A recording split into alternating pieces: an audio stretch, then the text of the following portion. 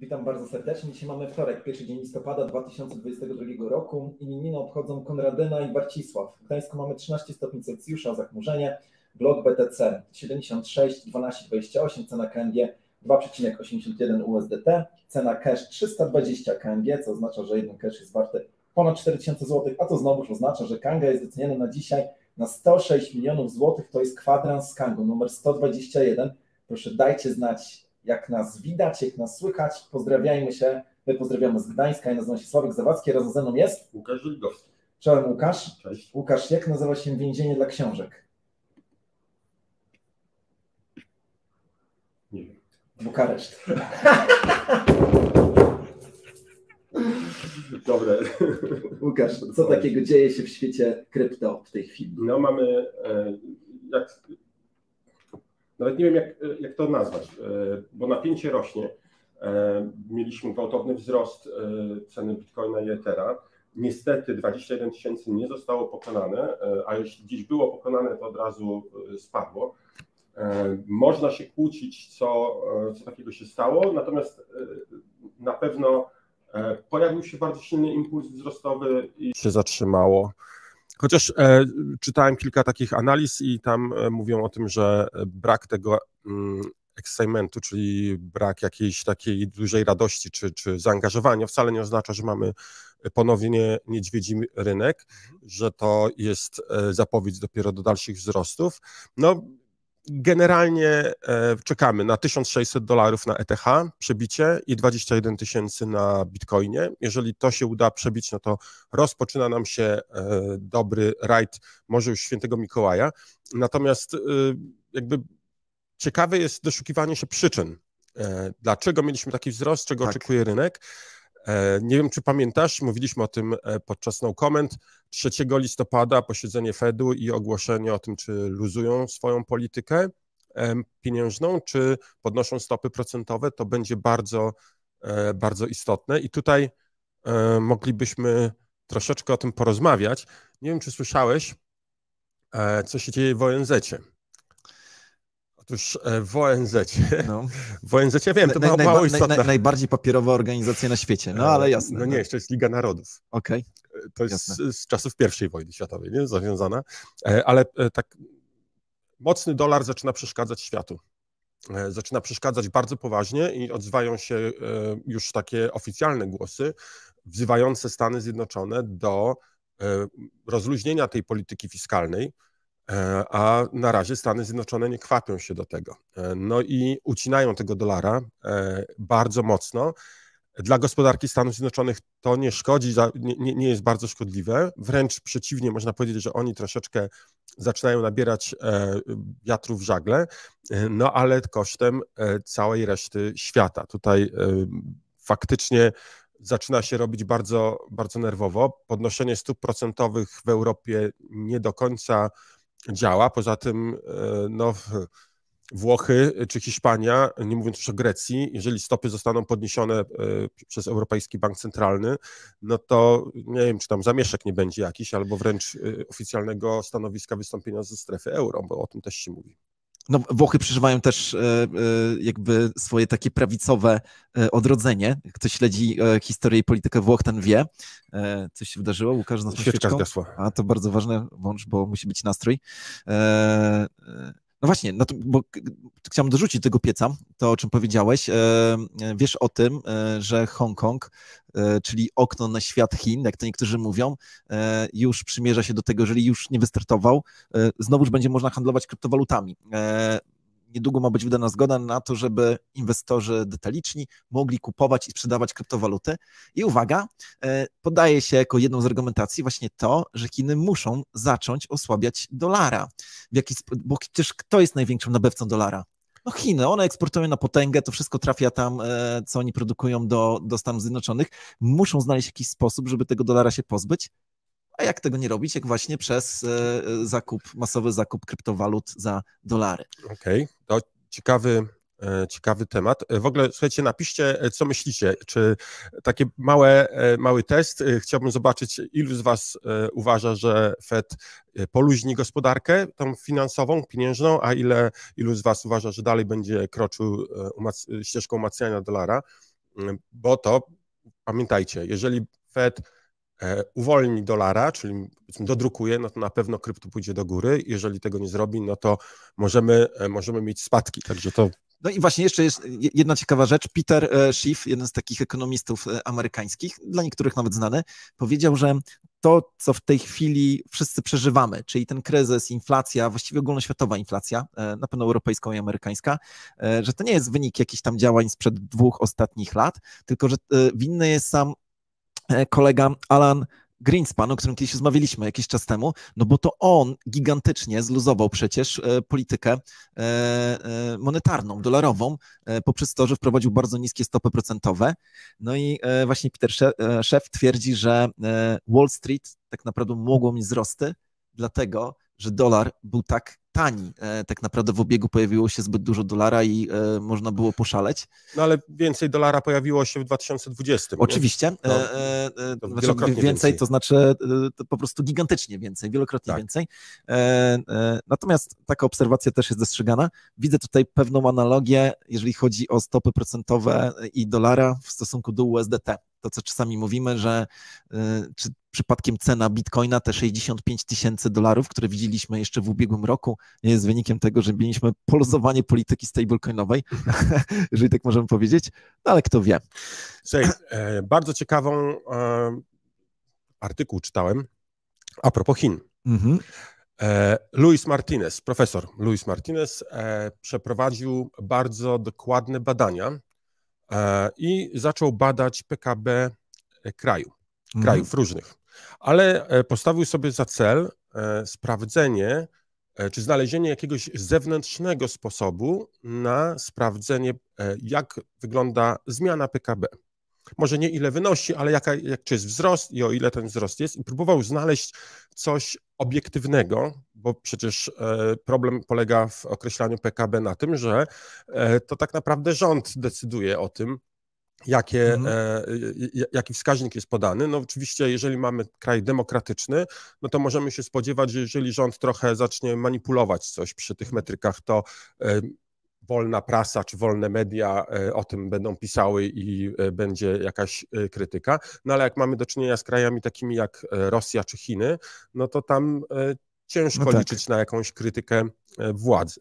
No i on zaczął szukać jakiegoś sposobu i muszę ci powiedzieć, że zaskoczył mnie, bo zrobił coś tak oczywistego, znalazł taki wskaźnik tak oczywisty, że ja się za głowę złapałem, mówię, kurczę, jak ja mogłem na to nie wpaść, przecież to jest takie oczywiste. No jaki to był wskaźnik?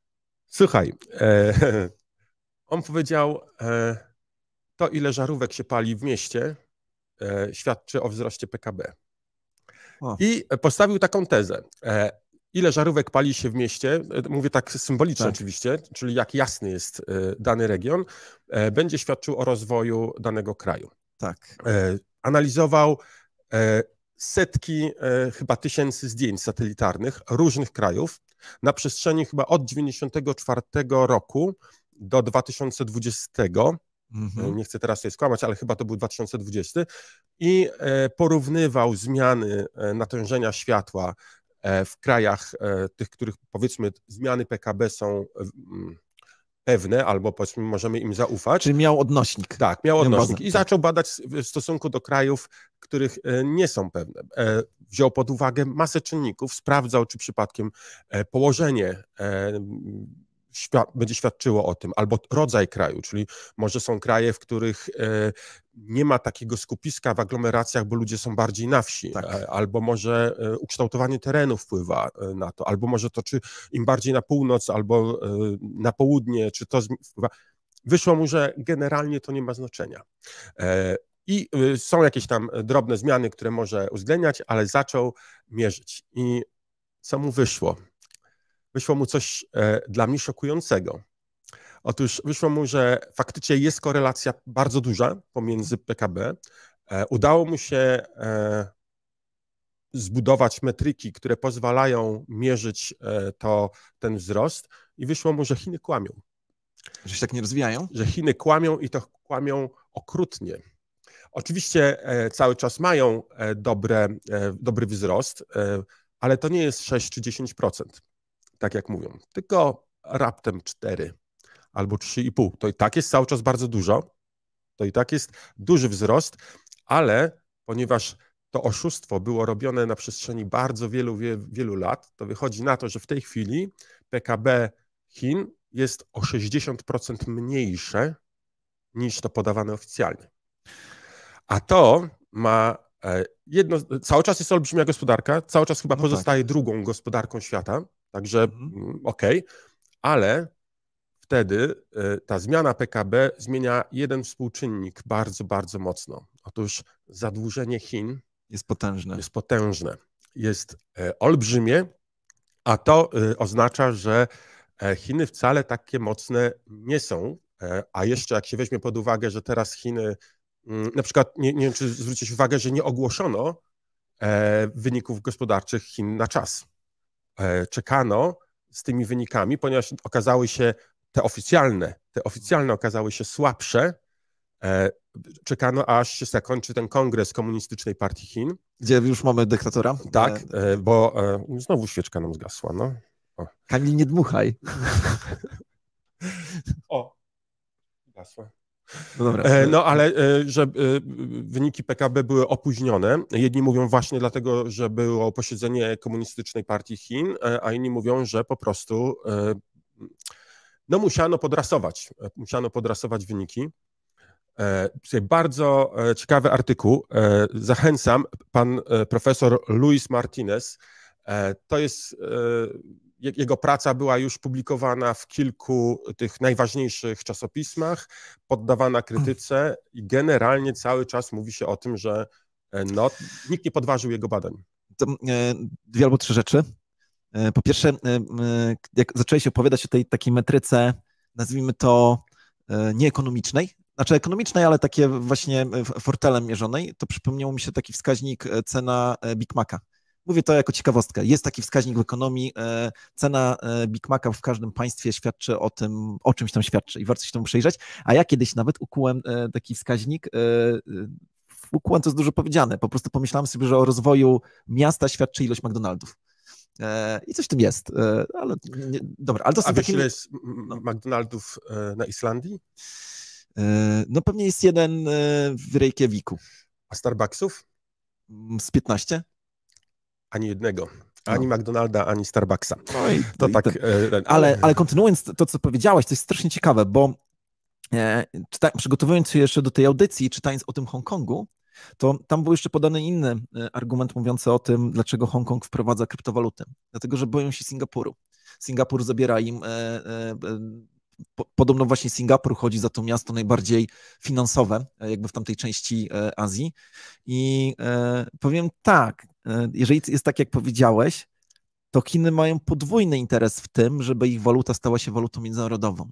No bo oni w tej chwili w takim razie długi muszą spłacać w jakiej walucie? W dolarach. W dolarach.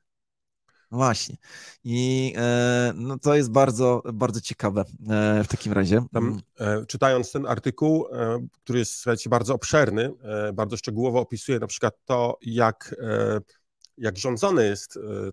rządzone są Chiny. Na przykład centralnie każdy region dostaje cel, jaki ma mieć, jaki wzrost ma osiągnąć. I ponieważ ten wzrost mierzy się na przykład nowo wybudowanymi budynkami, to w Chinach to jest to, o czym czytałem kilka artykułów o takich miastach widmach, gdzie było pisane, że jak wspaniale Chiny się rozwijają, bo oni najpierw budują wspaniałe miasto, a potem wprowadzają się ludzie już do gotowego. Aha. A się nagle okazuje, że te miasta powstają nie dlatego, żeby ludzie tam się wprowadzili, tylko po to, żeby podnieść wskaźniki danego regionu. No i oczywiście to jest pusta inwestycja, zmarnowane pieniądze, bo tam nikt nie zamieszka, nikt z tego nie korzysta i nikt tego nie kupi. No, to jest... tutaj nawet mam taki komentarz, że tam leją beton, a potem burzą te bloki. Tak. Są takie filmy w necie. Ciekawy komentarz. To, żeby zakończyć ten wątek Chin, chyba że chcesz go kontynuować, ale jeszcze jedna rzecz. Znalazłem w sieci teraz z ostatniego tygodnia taką opinię, że w moment, kiedy Chiny wprowadzą, znowuż jak gdyby zalegalizują bitcoina, w pełni pozwolą górnikom kopać i tak dalej, to będzie ten najsilniejszy sygnał do nowej hossy. Okej. Ciekawe. Tak. Warto się tym podzielić. Też myślę, że warto to mieć z tyłu głowy. No dobra, Łukasz, wczoraj mieliśmy wyjątkowy dzień, wyjątkowy z kilku powodów. Pierwszy to oczywiście kolejna rocznica manifestu Satoshiego, która to już jest rocznica, 22 odjąć 13? 9, tak, 13, no dokładnie. 13 lat możemy się cieszyć już samym manifestem. Wiadomo, że Bitcoin wystartował parę miesięcy później, ale my dostrzegamy w tej wczorajszej dacie, w Wigilii Wszystkich Świętych, nie tylko wspomnienie tego wielkiego rewolucjonista, jakim był Satoshi Nakamoto, ale również 505-lecie reformacji, czyli momentu, kiedy Marcin Luther przybił 95 tez i zaczął zmieniać Europę, walczyć z papiestwem. Powiedzmy sobie szczerze, że wtedy papiestwo było symbolem władzy, nie tylko jak gdyby zepsutej religii i kościoła, ale symbolem władzy. Dlaczego 95 tez, a nie 100? No bo 5 musiało zostać na krypto, nie? No właśnie, tak, trzymamy się tej wersji, że zostawił 5 miejsc na kryptowaluty, ale chciałbym, żebyśmy wspomnieli jeszcze, dlaczego reformacja dla nas jest ważna. Faktycznie dostrzegamy rewolucję w tym wszystkim. Niedługo później po Marcinie Lutrze Jan Kalwin i to jest ciekawe, że zamiast rozwijać się we Francji, musiał uciekać i żyć w Genewie i tam rozwijać swoje myśli. Mówi się o tym, że język francuski rozwinął się dzięki Kalwinowi, dlatego że on opisywał wzniosłe idee. Mówi się, że kapitalizm to jest właśnie owoc kalwinizmu, bo wcześniej był zduszony w Europie, ale również chciałem wspomnieć, że przed Lutrem, przed Kalwinem mieliśmy dwóch wielkich gości, to był Jan Hus i Wycliffe i uwaga, Hus, który miał gwarancję tego, że go nie spalą, został spalony, a na soborze w Konstancji, gdzie był spalony, stał Zawisza Czarny, nasz wielki bohater narodowy i przyklaskiwał temu wszystkiemu, więc patrzmy na bohaterów narodowych z odpowiednią estymą. Reformacja i manifest Satoshiego Nakamoto świętowaliśmy wczoraj ten dzień, jesteśmy z tego powodu bardzo dumni. Tutaj Jacek słusznie zauważył, że to jest 14, bo w 2008 roku... A, przepraszam. Tak, w 2008 roku był manifest Satoshiego, a w 2009 tak. pierwsze operacje na Bitcoinie. Tak, oczywiście. Wybaczcie, bo oczywiście wiedziałem, że 2008, ale no trudno, wstyd. No. Wstyd na cały świat, no. Musimy usunąć ten odcinek później. Wytniemy to. Dobra.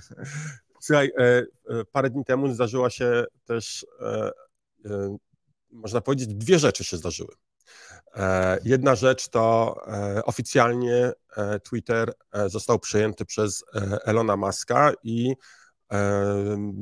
no, to jest, myślę, ciekawe wydarzenie nie tylko ekonomiczne, ale również takie wpływające na społeczeństwo. Zobaczymy, co się będzie działo. Na pewno Twitter znika z giełdy. To jest dobry sygnał, ciekawy sygnał, dobry w sensie istotny. Nie, że pozytywny, tylko że jest jakiś sygnał. Natomiast wydarzyła się też moim zdaniem druga rzecz z tym związana, która trochę przeszła niezauważona w Polsce. Że ktoś dorzucił? Nie, słuchaj, mam na myśli to, że jak Elon Musk wszedł do biura, to zaczęto mówić, że on będzie zwalniał ludzi. Więc dziennikarze przyjechali pod siedzibę Twittera.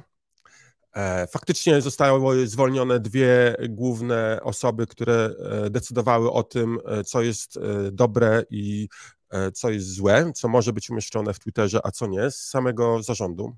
Więc możemy liczyć faktycznie na zmianę kursu Twittera, ale ci dziennikarze, powiedziałbym, że doszło do totalnego ośmieszenia dziennikarstwa, takiego telewizyjnego typu CNBC, CNN i tak dalej, bo ci dziennikarze tam stoją na dole, czekają na jakiś materiał i nagle z budynku wychodzi dwóch gości, takich typowych informatyków z kartonami, bardzo drogimi, no z tymi najdroższymi słuchawkami Apple'a przewieszonymi przez ten karton, no tacy wkurzeni wychodzą. Wiadomo, na pewno to będą ofiary Muska, no i dziennikarze zaczynają zadawać pytania tym dwóm chłopakom.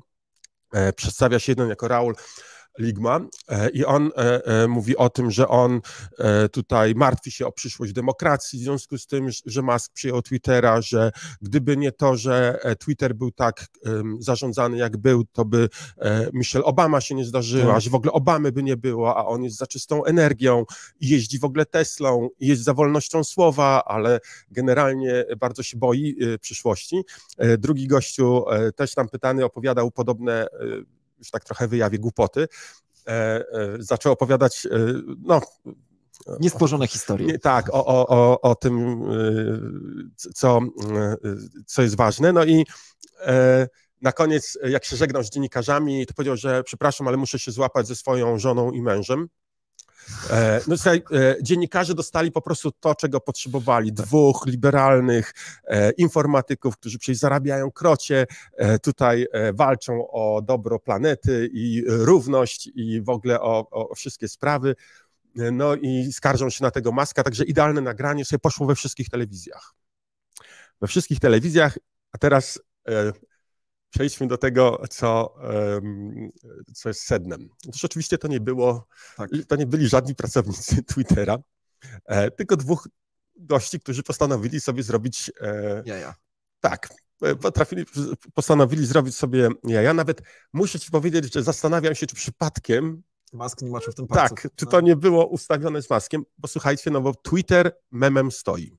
No memem, a i też walczy o jakby wolność i jawność wypowiedzi. No tak. Krótko powiem, co to znaczy Ligma, bo to jest słowo klucz. Otóż jeden gościu przedstawił się jako Raul Ligma, a co to znaczy? W Polsce, nie wiem, słuchajcie, niech ktoś napisze, kto wie. Dajcie znać, czy wiecie, o co chodzi, bo to jest jeden z lepszych, naprawdę lepszych numerów wykręconych w tej chwili w internecie. Otóż w 2018 roku jeden z użytkowników Instagrama zażartował sobie na temat innego takiego bardzo znanego streamera Ninja i napisał, że Ninja zmarł. Następnego dnia inny gościu napisał, że przyczyną śmierci była choroba, która się nazywa Ligma. Tak. No dlaczego Ligma? Żeby pytali. No. A jak zapytają, to możesz odpowiedzieć Ligma balls. Czyli... Wyjaśnij po polsku, co to Po polsku, czyli mówiąc tak delikatnie... Wstydzę się Bolisz moje jaja. No. Rozumiem. I zaczął się rozprzestrzeniać nawet nie wiem jak na ten żart, nawet sam Ninja w pewnym momencie zaczął w ten sposób żartować, bo oczywiście przecież on żył. Trump nie omieszkał wykorzystać tego mema i przytoczył rozmowę, jaką miał z pewnym dziennikarzem, znaczy nie wiem, czy prawdziwą, może tylko na cele memu, jak mówi, że zamierzam ponownie uruchomić Ligmę, a dziennikarz się pyta, co to jest Ligma, a on mówi właśnie Ligma Balls Guy, tak, trochę to było bardziej wyraźne napisane, także jeszcze jeden wpis się pojawił, bardzo istotny. Otóż Musk napisał Ligma Johnson had it coming, czyli krótko mówiąc można powiedzieć, że należało im się. Dziennikarzom. Nie, temu Ligmie i Johnsonowi, bo ten drugi się nazywał Johnson, gości, ale coming po angielsku znaczy również coś innego. Tak. I może znaczyć coś... Może nie tłumaczmy. Ale może świadczyć o tym, że tutaj Musk również zadziałał. Natomiast chcę podkreślić, że tu nawet nie chodzi o tego mema, o to samo Ligma, ale o to, że poważni dziennikarze poważnych stacji, którzy uważają siebie za no właśnie, wolne media i tak dalej, w ogóle nie załapały tego i robiły z tego to, czego chciały, bo dostały to, czego chciały. Dostały dwóch zwolnionych, liberalnych obrońców wolności, a tak naprawdę dały się totalnie wkopać. To... Jaki komentarz, Sławku? Komentarz jest gorszy według mnie, bo w tym wszystkim wydarzyła się jeszcze jedna rzecz. Jaka? Wiesz, kto się dorzucił do zakupu? $500 miliona? Tak, Binance. Binance przelał $500 milionów na zakup, dołożył się Muskowi. Nie uważam Muska za, znaczy oczywiście jest to wizjoner, geniusz, człowiek, któremu nie dorastam, nawet do niczego nie dorastał, natomiast uważam, że jest manipulantem i to, że on przyjmuje teraz Twittera, wcale nie wiem, czy to jest lepiej. Fakt, że Twitter potrafił zablokować konto prezydentowi Stanów Zjednoczonych, świadczy o tym, że tam też jest gnilizna, ale fakt, że teraz, w tym tygodniu, Binance dorzucił się $0,5 miliarda. A czemu uważasz, że to jest złe? Nie wiem, czy to jest złe na razie, bo jeszcze się wydarzyła druga rzecz. Binance dogadał się z Kazachstanem a propos wprowadzania CBDC. Kazachstan, który cały czas jeszcze stoi, już nie stoi wrogo do krypto, ale tam te regulacje są nieprzychylne, powiedział, że chce wypuścić swoje CBDC. Nasz pogląd na CBDC jest powszechnie znany. Szatan. No i okazuje się, że Kazachstan chce oprzeć swoje CBDC w oparciu o Binance Smart Chain. To wiesz, to są jakieś takie sygnały, które wzbudzają we mnie niepokój. Zacząłem się zastanawiać, po czyjej oni stronie stoją. Wiemy, że nie stoją, no właśnie, po czyjej tak naprawdę. No i teraz fakt, że człowiek, który potrafi manipulować informacją doskonale, czyli Elon Musk, który prowadzi firmę niby proekologiczną, która nie zarabia, jest po prostu na wielkiej stracie, mówię o Tesli w tej chwili, zaczyna przyjmować ostatni bastion wolności, jak gdyby, teoretycznie, bo może już ta wolność została stracona, że Binance się tam dorzuca właśnie taką kwotę, jednocześnie Binance dogaduje się z Kazachstanem, połącz kropki. To jest dobry moment, żeby zareklamować ostatni odcinek No Comment. Połącz kropki. Wszyscy ci, co nie widzieli, zapraszamy do oglądania. W każdą sobotę wieczorem jest nowy odcinek. Ostatni był naprawdę ciekawy. Tak jak zresztą wszystkie pozostałe. Zachęcamy do subskrybowania. Oczywiście kliknijcie, zasubskrybuj dzwoneczek, żeby dostawać informacje o naszych nowych filmach. To też pomaga nam zwiększyć Hex napisał, że Musk odrzucił, no więc zgodnie z moją wiedzą Binance dorzucił się i jeszcze nie zapłacił kryptowalutą, tylko normalnie puścił przelewy protokołem bankowym, no to może nawet normalne. I że mało tego, Binance chce wspierać Muska w przebudowie Twittera. Czy tak się wypowiadał na ten temat? No ja osobiście akurat Muska uważam za bardziej pozytywną niż ty. Uważam, że Twitter nie był bastionem wolności, wręcz przeciwnie, był totalnie manipulowany. Tam dochodziło do manipulacji informacją. To, że blokowali, przyznaję. To, że blokowali... Blokowanie, dobór reklam, narzucanie tego, żebyś ty widział jedne tweety konkretne, które mają wpływać na twoje poglądy i zmieniać twoją opinię. Okay. To moim zdaniem czyni z niego naprawdę bardzo złe narzędzie. Przyznaję, że powiedzenie, że był bastionem wolności było być może hiperbolą, jak to niektórzy mówią. Zgadzam się. No. Okej. Faktycznie jestem ciekaw, co się będzie działo. Na pewno możemy wam powiedzieć, że najbliższe tygodnie to będzie bardzo gorący okres. I to nie tylko na Twitterze, nie tylko z powodu Stanów Zjednoczonych, ale również na Kanze będzie się dużo działo. No jeszcze nie będziemy zdradzali, ale... Ale możemy powiedzieć o jednym albo dwóch sygnałach, ponieważ byliśmy na forum bankowym, Banking Forum obecni i... Jako pierwszy i jedyny przedstawiciel branży krypto na tak istotnym, prestiżowym wydarzeniu. Sami prezesi, tak? To tak, właśnie, Banking Forum, pewnie Kamil może coś zaraz wstawi tutaj w komentarzu, a jak nie, to nie, może link do tego wydarzenia. No to jest faktycznie taka konferencja, gdzie spotykają się zarządy polskich banków i ubezpieczycieli.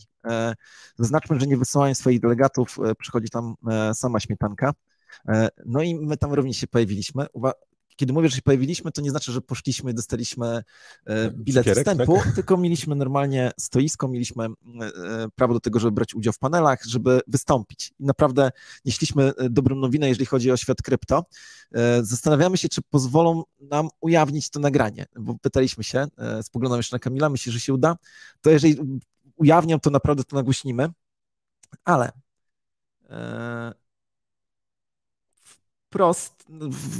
W trakcie jednej z publicznych rozmów jeden z prezesów polskiego banku, no dokładnie to był chyba prezes Aliora, jeżeli dobrze pamiętam, powiedział, że kryptowaluty na razie nie mają miejsca w polskiej przestrzeni bankowej ze względu na to, że bankowcy czują się odpowiedzialni za swoich klientów. O dziwo. Jak nie trudno się domyśleć, dostał odpowiednią ripostę. Nie dostał tej takiej w 100% odpowiedniej, trzeba było powiedzieć o frankach i o wszystkich rzeczach, chociaż chyba Alior się trzymał z dala o getbacku i tam różnych innych historiach, ale nie o to chodzi. Natomiast otwarcie powiedzieliśmy właściwie o jednej rzeczy, że w Polsce i w Europie powstaje obieg pozabankowy już. Powstaje nie dlatego, że chcemy cokolwiek ukryć, tylko dlatego, że po prostu banki blokują rozwój rozwiązań kryptowalutowych, a zatem takie rozwiązania jak na przykład Kanga Pay, o którym też wyraźnie powiedzieliśmy, czy to, co zaczyna się w tej chwili dziać pomiędzy naszymi punktami kontorowymi, czyli konwoje, to wszystko sprawia, że powstanie równoległy obrót. Z tego powodu jesteśmy bardzo dumni. Ale uwaga, wraca jak bumerang. Coś, o co prosimy, po prostu trzymajcie kciuki. Chodzi o to, żeby Kanga miała swój bank działający w Europie. Wiemy, że to, co teraz mówimy, jest bardzo takim doniosłą deklaracją. Tak, i natomiast jak się okazuje, to wcale nie musi być takie trudne. Zobaczymy, co z tego wyjdzie.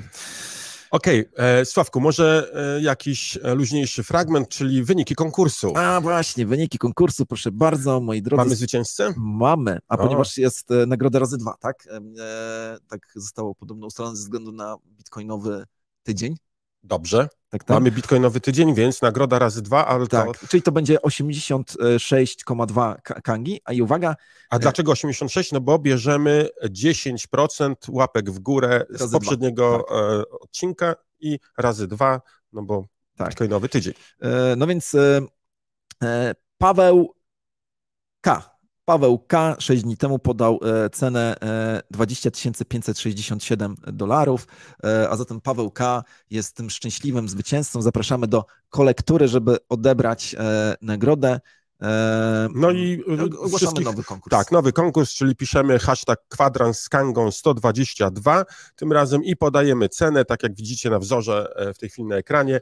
Ten, kto będzie najbliżej ceny za tydzień 9:00 na Kandze do rynku USDT, ten wygrywa. Jeżeli nie będzie nikogo, kto będzie celny, kto odda celny strzał, czyli różnica nie może być większa niż $100, to nagroda przechodzi na następny tydzień. Zachęcamy, lajkujcie również ten film, no bo nagroda to jest 10% łapek w górę z tego filmu. Zachęcamy do tego, żeby było ich jak najwięcej. Łukasz, na koniec odpowiedz na komentarze. Pierwsze pytanie do ciebie, co dalej z POS na ETHW? No, w tej chwili przyznaję, że toczymy rozmowy w naszym teamie. Prawdopodobnie będzie wznowiony, będzie ciągnął się dalej, będzie dalej aktywny, ale czekajcie na oficjalne wiadomości. Myślę, że już jutro będzie oficjalne info w tej sprawie. Tak, teraz pytanie drugie, że od pewnego czasu giełdy w Polsce zaczęły wymagać udowodnienia pochodzenia środków i blokują środki. Można tak robić? Jaki jest wasz komentarz? No niestety, regulator częściowo wymaga, szczególnie w momencie, gdy środki mamy z fiatów, tak? Czyli następuje crypto stablecoina, u nas to faktycznie przy większych kwotach, przy dużych obrotach musimy zapytać o tego typu informacje. Natomiast powiedzmy jedną rzecz. Ustawa mówi o tym, że środki można blokować tylko w określonych przypadkach, a zatem jeżeli ktoś puszcza nam przelew i z jakiegoś powodu mówi, nie ufam wam i nie chcę wam mówić, skąd mam pieniądze, my to rozumiemy i te pieniądze po prostu odsyłamy. Oczywiście. Po prostu uważamy, że to jest honorowe i tak dalej.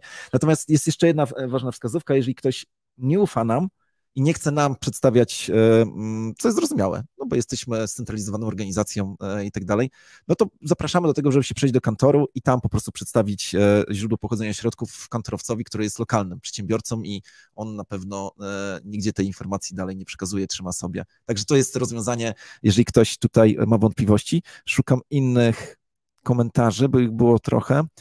Było pytanie, o właśnie, tutaj Jacek zadaje takie pytanie, a nie wiem, czy daje pytanie. Dobra, to nie jest chyba pytanie, lecę dalej.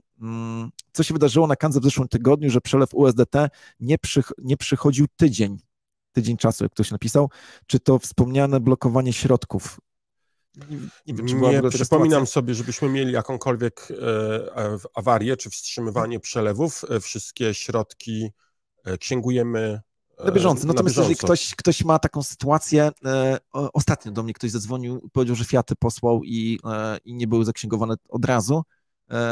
Przekazałem od razu tą informację. Okazało się, że właśnie ktoś wysłał tak dużo pieniędzy, że musimy się zapytać o źródło pochodzenia środków. Ale generalnie, jeżeli macie jakiekolwiek problemy, to od razu pisać i staramy się reagować. Natomiast nie ma żadnej strukturalnej przeszkody w tym, żeby przelewy przychodziły i wychodziły od nas. Patrzę dalej.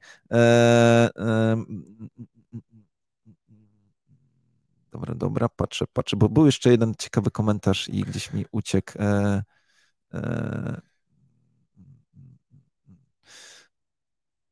Ktoś napisał, że Luther ożenił się z zakonnicą i zmarł skutek pijaństwa. Ożenił się z zakonnicą, no bo dlaczego nie można się ożenić z zakonnicą? Ale to jest inny temat, to pogadam o tym kiedy indziej.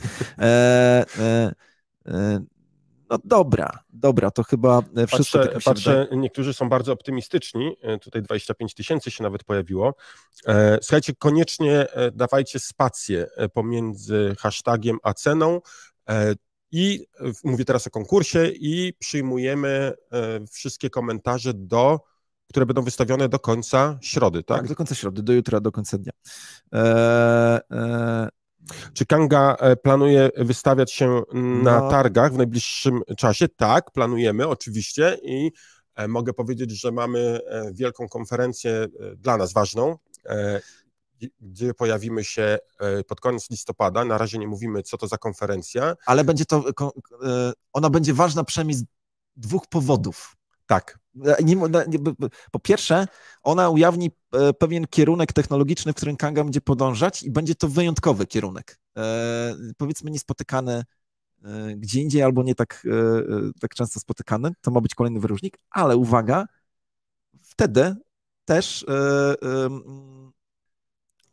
jakby będzie miało miejsce coś bardzo ważnego dla Kangi, dla wszystkich hodlerów tokena KNG. Natomiast będziemy o tym opowiadać prawdopodobnie od początku przyszłego tygodnia. Właśnie zdradzamy, mieliśmy mówić. Ale nic nie mówimy, nic nie mówimy więcej, więc naprawdę spodziewamy się, że teraz ten najbliższy miesiąc, on zawsze jest ciekawy, ale ten będzie wyjątkowo ciekawy, no i chyba... Tak, a jeszcze tu powiem, że tak, świeczka zgasła, już ją zapaliłem i tak, Ragnarze, przykro mi, że ekran mam brudny, ale to jest po prostu mój telefon, ja go używam, nie mogę nie czyścić. Natomiast tutaj ktoś się zapytał, czy jeżeli Urząd Skarbowy zaświadczy pochodzenie moich źródeł, to giełda to zaakceptuje. Oczywiście, że tak, jednym z dowodów jest choćby PIT, to jak najbardziej może być uznane za źródło pochodzenia środków bardzo takie twarde. Tak jest. Jest pytanie o książki jeszcze z kwadransa z Kangą. Zaraz startuje sklep, będą obrazy, będą książki, będą ciuchy, więc Kanga Shop to będzie nasz nowy serwis. I chyba to wszystko, tak mi się wydaje, Łukasz, bo już tutaj gadamy. Ojejku, już 3. kwadrans, kończymy. Tak, ocencie ten odcinek w skali od 1 do 6. Pozdrawiamy Was bardzo serdecznie i widzimy się w sobotę podczas Kanga No Comment. Wszystkiego dobrego, hej! Do zobaczenia.